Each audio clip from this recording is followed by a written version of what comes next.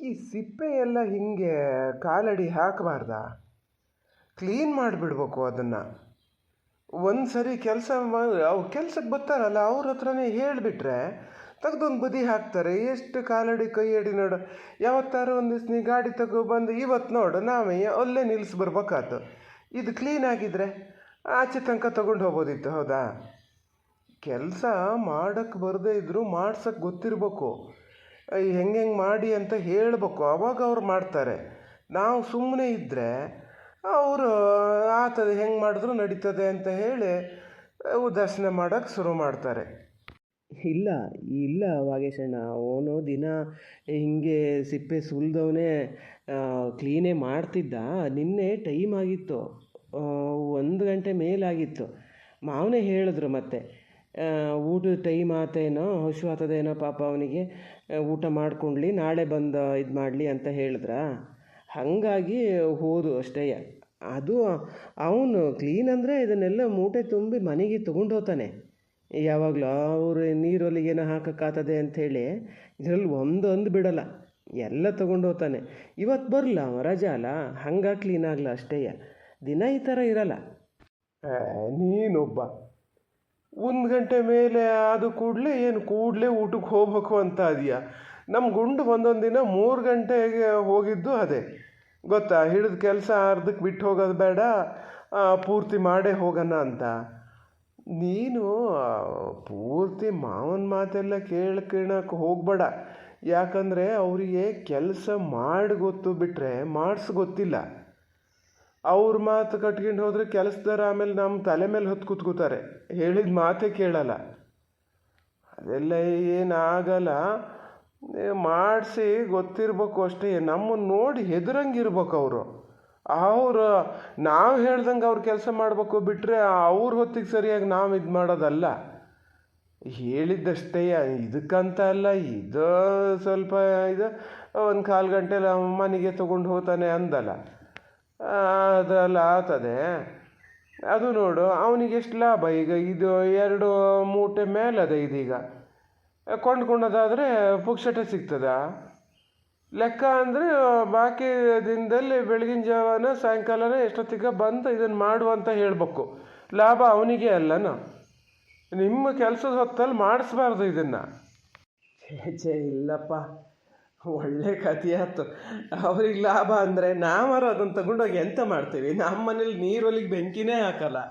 ನಾವು ಇರೋರಿಬ್ಬರು ಸುಮ್ಮನೆ ಅಲ್ಲಿ ಇಲ್ಲಿ ಬಿದ್ದು ಒರ್ಲೆ ತಿಂದು ಹೋಗ್ತದಷ್ಟೇ. ಹಾಗೆಲ್ಲ ಲೆಕ್ಕ ಹಾಕಿದ್ರೆ ಹಂಗೆ ಸುಮಾರು ಕೆಲಸ ನಾವೇನು ಹೇಳಿದೆ ಅವನ ಕೆಲಸದ ಟೈಮ್ ಮುಗಿದ ಮೇಲೂ ಮಾಡಿಕೊಡ್ತಾನಪ್ಪ ಅವನು.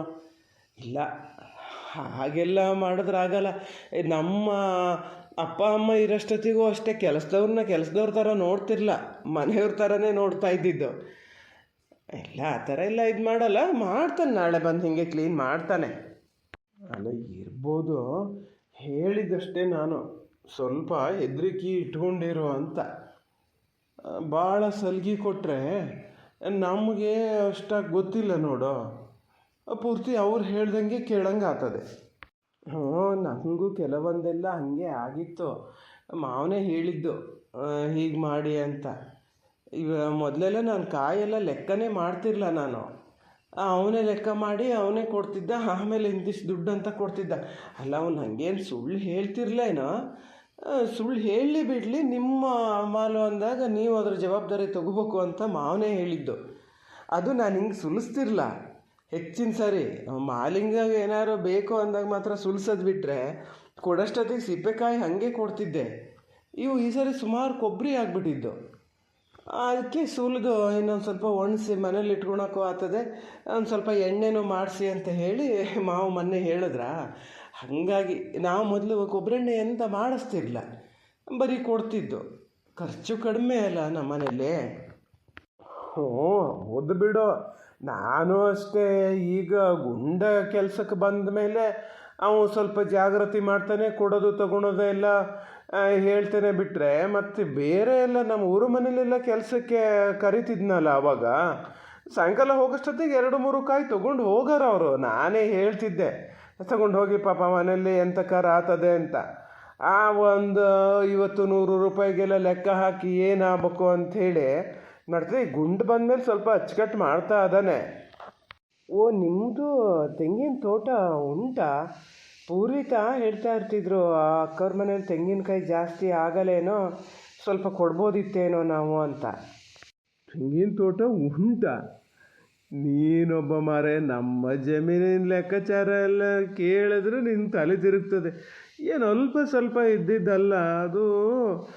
ಆವಾಗ ನಾನು ಕಾಲೇಜಿಗೆ ಹೋಗೋಷ್ಟೊತ್ತಿಗೆಲ್ಲ ಒಂದೊಂದು ದಿನ ನೀರು ಬಿಡೋದು ಹೆಚ್ಚು ಕಮ್ಮಿ ಆಗಿ ಈ ನುಸಿ ರೋಗ ಬಂದು ಹಾಗಾಗಿ ಒಂದೆರಡು ಕಡೆ ಹೋದು, ಪೂರ್ತಿ ಮರ ಹೋದು. ಈಗ ನಮ್ಮ ಮನೆಗೆ ಆಗಷ್ಟು ಆಗ್ತದೆ, ಎಲ್ಲರೂ ಒಂದೊಂದು ಸತಿ ಒಂದು 4 ಕಾಯಿ ತರ್ಬೇಕಾಗ್ತದೆ. ಬಿಟ್ಟರೆ ನಮ್ಮ ಮನೆಗೆ ಆಗಷ್ಟು ಆಗ್ತದೆ. ಮರ ಅಷ್ಟು ಇದ್ದಿದ್ರೆ ಬಿಡು, ಅದ್ರ ಕಥೆನೇ ಬೇರೆ. ಈಗ ಕಾಯಿ ರೇಟ್ ಆಗಿದ್ಕಂತೂ ಬರೀ ಕಾಯಲ್ಲೇ ಒಂದು 2-3 ಲಕ್ಷ ರೂಪಾಯಿ ಸಿಕ್ತಿತ್ತೇನೋ ನಮಗೆ. ಬರೀ ತೆಂಗಿನಕಾಯಲ್ಲೇ 2-3 ಲಕ್ಷ ಸಿಕ್ತಿತ್ತಾ? ಅಷ್ಟಿತ್ತಾ ನಿಮಗೆ? ಅಯ್ಯೋ ದೇವ್ರೆ, ಅಲ್ಲ ಎಷ್ಟು ತೋಟ ಹಾಳಾಗಿರ್ಬೇಕು. ಹಂಗಾರೆ ನೀವು ಪರಿಹಾರಕ್ಕೆಲ್ಲ ಏನಾದರೂ ಅರ್ಜಿ ಹಾಕಬೇಕಿತ್ತು, ಹಾಕಿದ್ರಾ? ಇಲ್ಲಪ್ಪ, ನಾನು ಅವನ್ನೆಲ್ಲ ಹಾಕೋಕೆ ಹೋಗಲ್ಲ. ಅವ್ರು ಕೊಡೋ ಒಂದು 8-10 ಸಾವಿರ ಎಲ್ಲ ಯಾವ ಲೆಕ್ಕಕ್ಕೆ ಬರ್ತದೆ? ಸುಮ್ಮನೆ ತೊಗೊಂಡ್ವೆ ಅಂತೇಳಿ ಹೇಳಿಸ್ಕೊಳಕ್ಕ ನಾನು ಅವನ್ನೆಲ್ಲ ಹಾಕೋಕೆ ಹೋಗಲ್ಲ. ತೊಂದರೆ ಇಲ್ಲ, ದೇವ್ರು ನಡೆಸ್ಕೊಟ್ಟು ಈಗೇನು ತೊಂದರೆ ಇಲ್ಲ, ಬೇಕಾದಂಗೆ ಇದು ಮಾಡ್ತೀನಿ. ಅಲ್ಲ ರಾಕೇಶ, ಇದು ನಿನ್ನ ಮಾವನ ಹತ್ರ ಮಾತಾಡ್ತಾ ಏನಾರು ನನ್ನ ದುಡ್ಡಿನ ಸುದ್ದಿ ಹೇಳ್ಗಿಳ್ದ ಹೆಂಗೆ ಮಾರಾಯ? ಅವರು ಒಂದು ಥರದ ಜನ, ಅವ್ರಿಗೆ ಗೊತ್ತಾದಕ್ಕೂ ಅವ್ರ ಹೆಂಡ್ತಿಗೆ ಹೇಳ್ತಾರೆ. ಈ ಹೆಂಡ್ತಿ ಈಗ ಅತ್ತೆ ಬಂದು ಏನಾದರೂ ನಮ್ಮ ಸರಿತನ ಹತ್ರ ಹೇಳಿದ್ರೆ ನನಗಾದರೆ ಏನು ತೊಂದರೆ ಇಲ್ಲ, ನಾನು ಸುಧಾರಿಸ್ಕೊತೀನಿ. ಅವಳಿಗೆ ಈ ಟೈಮಲ್ಲಿ ಏನು ಆ ಥರದ್ದು ಹೇಳಬಾರ್ದಲ್ಲ, ಭಾಳ ಸೂಕ್ಷ್ಮವಾಗಿ ನೋಡ್ಕೋಬೇಕು ಅಂತಾರೆ ಡಾಕ್ಟ್ರು. ಹಾಗಾಗಿ ನಾನು ಅವಳಿಗೆ ಏನೂ ಹೇಳಲ್ಲ. ಏನು ಹೇಳ್ತಾಳೋ ಅದು ಆ ಕ್ಷಣಕ್ಕೆ ರೆಡಿ ಇದ್ದುಬಿಡ್ತದೆ. ಕೆಲಸನೂ ಒಂದು ಹೇಳಲ್ಲಪ್ಪ ನಮ್ಮ ಮನೇಲಿ. ನಮ್ಮ ಅಮ್ಮನೇ ಎಲ್ಲದನ್ನೂ ಮಾಡ್ತದೆ, ಭಾಳ ಸೂಕ್ಷ್ಮವಾಗಿ ನೋಡ್ಕೊಳೋದು. ಮತ್ತು ನಿಮ್ಮನೇಲಿ ಬಿಟ್ಟು ಹೋಗೋಕ್ಕೆ ಹೆದರಿಕೆನೂ ನಂಗೆ. ಅದಕ್ಕೆಯ ಎಲ್ಲಿ ಕಡೆಗೆ ಅಕ್ಕ ತಂಗಿ ಮಾತಾಡ್ತಾ ಜೋರಾಗಿ ನಡೆದು ಗಿಡ್ದು ಏನಾದ್ರು ತೊಂದರೆ ಮಾಡ್ಕೊತಾಳೆ ಏನೋ ಅಂತ ಹೇಳ್ಬೇಡ ಆತ. ಇದು ನಾನು ದುಡ್ಡು ತಗೊಂಡು ಸುದ್ದಿ ಒಂದು ಹೇಳ್ಬೇಡ. ಓ ಹೌದಾ, ನೀವು ಹೇಳಿದ್ದೊಂದು ಒಳ್ಳೆಯದಾಯ್ತು. ಅಲ್ಲ, ನಾನು ಮಾವನ ಹತ್ರ ಆ ಥರದ್ದೇನು ವಿಚಾರ, ದುಡ್ಡು ಕಾಸಿನ ಸುದ್ದಿ ಏನು ಮಾತಾಡಲ್ಲ ನಾನು. ಆದರೆ ಮನೆಯಲ್ಲಿ ಮಾತಾಡೋಷ್ಟೊತ್ತಿಗೆ ನಮ್ಮ ಪೂರ್ವಿತಕ್ಕೆ ಗೊತ್ತಾಗಲ್ಲ. ನೀವು ಹೇಳ್ದಂಗೆ ಚುರುಕು ನಡೆಯೋದು ಅವೆಲ್ಲ. ತಕ್ಷಣ ಮನೆಗೆ ಹೋಗೋಣ ಬನ್ನಿ, ಹೇಳ ಹೆಂಗೆ ಅಂತ. ನನಗೆ ಈ ಥರ ಅಂತ ಎಲ್ಲ ಗೊತ್ತಿಲ್ಲ. ಪ್ರೆಗ್ನೆಂಟ್ ಆದರೂ ಅಷ್ಟೆಲ್ಲ ಜಾಗ್ರತೆ ಮಾಡ್ಬೇಕಾ? ಮತ್ತೆ ಏನು ಅಷ್ಟು ಸುಲಭ ಅಂತ ಮಾಡಿಯಾ? ಏನಿಲ್ಲ ಅಂದರೂ ತಿಂಗಳಿಗೆ ಒಂದು 3-4 ಸಾವಿರ ರೂಪಾಯಿ ಅದರ ಲೆಕ್ಕದಲ್ಲಿ ತೆಗೆದಿಡ್ಬೇಕು ನಾನು. ಅಷ್ಟು ಖರ್ಚಿರ್ತದೆ. ಮತ್ತು ಎಂಥಾರು ಒಂದು ತಿನ್ಬೇಕು ಅನ್ನಿಸ್ದಾಗ ಹೇಳ್ತಾಳಲ್ಲ, ತಂದು ಕೊಡ್ಬೇಕು ತಕ್ಷಣ. ಈಗ ಡ್ರೈ ಫ್ರೂಟ್ಸ್ ಅಂತೂ ತಪ್ಪಿಸೋದೇ ಇಲ್ಲ ನಾನು ಮನೇಲಿ. ಈಗ ಹಾಲು ತುಪ್ಪ ಎಲ್ಲ ಮನೆಯಲ್ಲೇ ಇರ್ತದೆ ಬಿಡು. ಕೇಸರಿ, ಓ ದೇವರೇ, ಇದು ಕೇಸರಿ ಎಲ್ಲ ರೇಟ್ ಏನು ಸಾಧಾರಣಕ್ಕೇನಿರಲ್ಲ. ಭಾಳ ತಿನ್ನಬಾರ್ದಂತೆ, ಜಾಸ್ತಿ ತಿಂದರೂ ತೊಂದರೆ ಆಗ್ತದೆ ಅಂತ ಯಾರೋ ಹೇಳಿದ್ರು ಅಂತ ನಾನು ಜಾಸ್ತಿ ತರಲ್ಲ. ಅವಳಿಗೆ ಎಷ್ಟು ಬೇಕೋ ಅಷ್ಟೇ ತಂದು ಕೊಡ್ತಿದ್ದೀನಿ. ಹಾಗಾಗಿ ಏನು ಇನ್ನೂ ತಿಂಗಳಿಗೆ ಒಂದು 4-5 ಸಾವಿರ ರೂಪಾಯಿ ಅವಳಿಗೆ ತೆಗ್ದಿಡ್ಬೇಕೇನೋ, ಖಾಲಿ ಅವಳಿಗೆ ತಿನ್ನಕ್ಕೆ ಉಣ್ಣಕ್ಕೆ ತಂದು ಕೊಡೋಕ್ಕೆ. ಓ, ನೀ ಏನಂತ ಅಂದ್ಕೊಂಡೆ? ಹಂಗಾರೆ ಗೊತ್ತಾಗ್ತದೆ ನೋಡು, ನಿಂಗೆ ಗೊತ್ತಾಗ್ತದೆ. ನೀ ಈಗ ಹೀಗೆಲ್ಲ ಆರಾಮಾಗಿ ಓಡಾಡ್ಕೊಂಡಿದ್ದೀಯಲ್ಲ, ಆಮೇಲೆ ನಿನ್ನ ಮನೆ ಬಿಟ್ಟು ಹನಿ ಅಂದಂಗಿಲ್ಲ. ಈಗ ನಮ್ಮನೆಲ್ಲರೂ ಅಪ್ಪ ಅಮ್ಮ ಎಲ್ಲ ಆದರೆ ನಾನು ಒಂಚೂರು ಪೇಟೆಗೆಲ್ಲ ಬಂದು ಹೋಗ್ತೀನಿ ಸ್ವಲ್ಪ ಹೊತ್ತು. ಆದರೂ ಅವಳಿಗೆ ನನ್ನ ಬಿಟ್ಟು ಇರೋದಂದ್ರೆ ಆಗಲ್ಲ. ಪೇಟೆಗೆ ಬರ್ಬೇಕಾದ್ರೆ ಫೋನ್ ಮಾಡೋಕ್ಕೆ ಶುರು ಮಾಡ್ತಾಳೆ, ಬೇಗ ಬನ್ನಿ ಅಂತ. ಈಗ ನಿಮ್ಮ ಮನೇಲಂತೂ ಯಾರೂ ಇಲ್ಲ, ಅವರೊಬ್ಬರೇ ಇರ್ಬೇಕಲ್ಲ ಅಂತ ಹೇಳಿ ನೀನು ಮನೆಯಲ್ಲೇ ಇರ್ಬೇಕಾಗ್ತದೆ ನೋಡು ಬೇಕಾರೆ. ಹೌದಾ, ನಂಗೆ ಇವೆಲ್ಲ ಗೊತ್ತೇ ಇರಲ್ಲ. ಏನಪ್ಪ, ಹೋಗೋಣ ವಾಗೇಶಣ್ಣ, ಮನೆ ಕಡೆ ಹೋಗೋಣ. ಕಾಯ್ತಿರ್ತಾರೆ ಮತ್ತೆಲ್ಲ. ಪೂರ್ವಿತನೂ ಬೇಗ ಬನ್ನಿ ಅಂತ ಹೇಳ್ಯಾರೆ.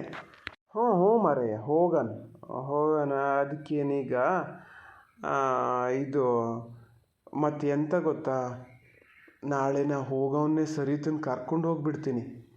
ಇವರು ಅಕ್ಕ ತಂಗಿ ಸೆಂಟಿಮೆಂಟು ಅಂಥೇಳಿ ಬಿಟ್ಟು ಹೋಗು ಅಂತ ಏನಾರು ಹೇಳು ಪೂರ್ವಿತಾ.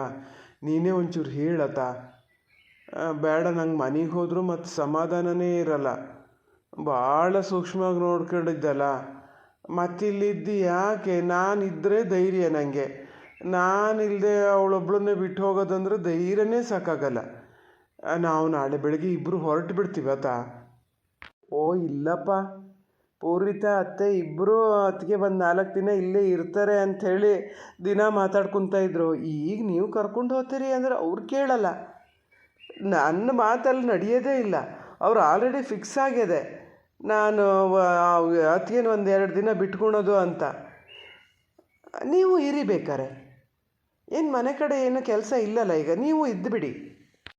ಇಲ್ಲ ನನಗೆ ಹಾಗೆಲ್ಲ ಇರೋಕ್ಕಾಗಲ್ಲ ಮಾರಾಯ. ಆದರೂ ಹಂಗಾರೆ ಒಂದು ಪಕ್ಷ ಇದ್ದರೂ ನಾನು ಹೇಳಿದ್ದಂತ ಹೇಳಬೇಡ. ಪೂರ್ವಿತನ ಹತ್ರ ಹೇಳಿಬಿಡು, ಜಾಸ್ತಿ ಅಂತ ಮಾತಾಡೋದು ಬೇಡ ಅವ್ರ ಹತ್ರ, ಯಾವ ವಿಚಾರನೂ ಸೂಕ್ಷ್ಮವಾಗಿದ್ದನ್ನು ಹೇಳಬೇಡ ಅಂತ. ನೀ ಪೂರ್ವಿತನ ಹತ್ರ ಹೇಳಿಯಾ ನನಗೆ ದುಡ್ಡು ಕೊಟ್ಟ ವಿಚಾರನ? ಇಲ್ಲ ಹೇಳಿಲ್ಲ. 1 ಲಕ್ಷದ ವಿಚಾರ ಯಾರಿಗೂ ಗೊತ್ತಿಲ್ಲ. ನೀವೇನು ತಲೆ ಕೆಡ್ಸ್ಕೊಂಬೇಡಿ ಬಿಡಿ, ನಾನೇನು ಹೇಳಲ್ಲ ಯಾರಿಗೂ. ಪೂರ್ವಿತ ಅವರಿಗೆ ಗೊತ್ತಿಲ್ಲದೆ ಅವ್ರು ಇವ್ರ ಹತ್ರ ಹೆಂಗೆ ಹೇಳ್ತಾರೆ? ತೊಂದರೆ ಇಲ್ಲ ಬಿಡಿ. ಅದಕ್ಕಾಗಿ ನೀವು ಬಿಟ್ಟು ಹೋಗೋಕ್ಕಾಗಲ್ಲ ಅಂತಿರೋದಾ? ಅಲ್ಲ ಅದಕ್ಕಾಗಂತ ಅಲ್ಲ.